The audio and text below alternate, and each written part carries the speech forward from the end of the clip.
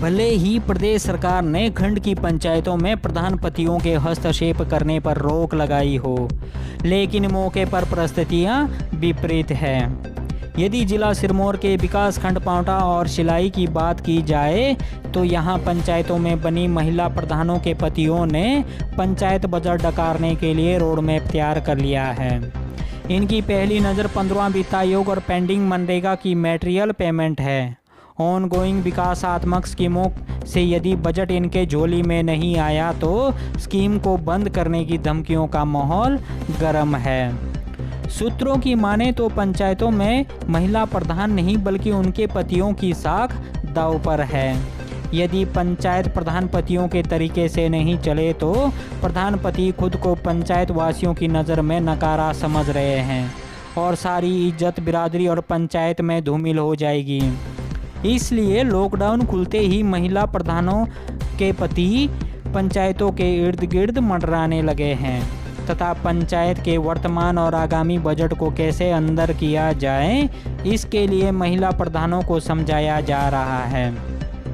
साथ ही पंचायतों में विश्वासपात्र कर्मचारियों की नियुक्तियां करवाने के लिए नेताओं के आगे पीछे चक्कर लगाते हुए प्रधानपति और छोटू भैया नेता नजर आने लगे हैं। ऐसे में सरकार व अधिकारी कितने सख्त कदम उठाएंगे यह विचारणीय मामला है। नई पंचायतों को बनकर लगभग 7 महीने हो चुके हैं, लेकिन कोरोना संक्रमण के चलते विकासात्मक कार्य नहीं हो पाए हैं। सरकार की दयनीय हालत होने के कारण करोड़ों रुपए का मनरेगा मटेरियल पेमेंट पिछले 1 वर्ष से पंचायतों को नहीं मिल पाया है। अब सरकार जहां पिछली पेमेंट भेजने की बात कर रही है, वहीं मनरेगा और अन्य मदों से पंचायत स्तर पर अधिक से अधिक मजदूरी देने की योजना बनाई जा रही है। लेकिन दूसरी तरफ प्रधानपति भूखे भेड़िए बनकर बजट आने से पहले ही बाज वाली नज़रों से निगाहें गड़ाए बैठे हैं। क्षेत्रवासियों में बहादुर सिंह, चेतराम, अनिल, जगदीश, चमेल सिंह, कंवर सिंह, तोताराम, रणजीत सिंह, जवाहर सिंह, गोविंद, दिनेश, पंकज बताते हैं कि पंचायतों में प्रधानपतियों का राज है। उनके पूछे बिना पंचायत में पत्ता भी नहीं हिलता है। पुरानी स्कीमों को बंद करने की बात प्रधानपति और उनके परिजन करते हैं। साथ ही धमकियां दे रहे हैं कि पूर्व प्रधान भ्रष्टाचार में लिप्त थे, इसलिए पिछली स्कीमों को बंद किया जाएगा। स्कीमों में ना मटेरियल लगाया जाएगा, ना ही स्कीमें पूर्ण की जाएगी। पंचायतों में सरकारी कर्मचारी प्रधानपतियों की भाषा बोल रहे हैं। यह सब इसलिए हो रहा है क्योंकि सभी प्रधानपति अपनी पतियां फिट कर रहे हैं। अपने चहेतों के अतिरिक्त चुनाव में लगा पैसा पंचायत के माध्यम से पूर्ण करने की बात कहते हैं। उसके बाद यदि बजट आया तो जनता के लिए स्कीम बनाई जाएगी। पंचायत में होगा वही जो प्रधानपति चाहते हैं। विकासखंड शिलाई और पांवटा की पंचायतों में लोग प्रधानपतियों से अधिक परेशान हैं। यहाँ प्रधानपति पंचायत के मुखिया बने हुए हैं और नियमों को सरेआम ताक पर रखा जा रहा है।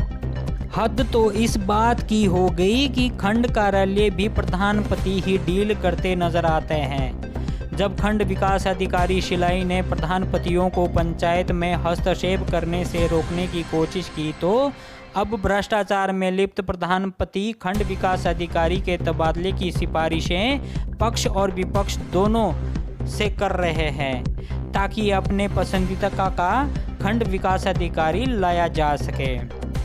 उल्लेखनीय है कि विकासखंड शिलाई व पांवटा साहिब में प्रधानपतियों की ब्लॉक कर्मचारियों में एसडीओ, कनिष्ठ अभियंता, तकनीकी सहायक सचिव और जीआरएस के साथ पहले से ही सेटिंग फिक्स होती है। सब कर्मचारियों को 4-4% कमीशन फिक्स होता है।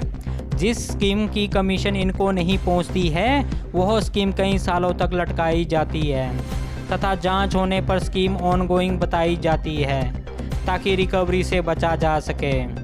इतना ही नहीं बल्कि कई कार्यों में इतना लिफापोती होती है कि बनाया सिंचाई टैंक जाता है और मौके पर पशुशाला मिलती है। सबकी मिली भगत होने से विभागीय कार्रवाई अधिक प्रभावी नहीं रहती है।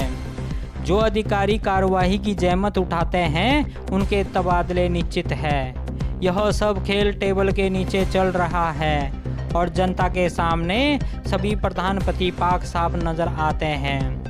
खंड विकास अधिकारी पांवटा गौरव धीमान और खंड विकास अधिकारी शिलाई विनीत ठाकुर ने मामले की पुष्टि पर बताया कि पंचायतों को पहले से ही आदेश दिए गए हैं कि किसी भी महिला प्रधान के पति पंचायत कार्यों में हस्तक्षेप नहीं करेंगे।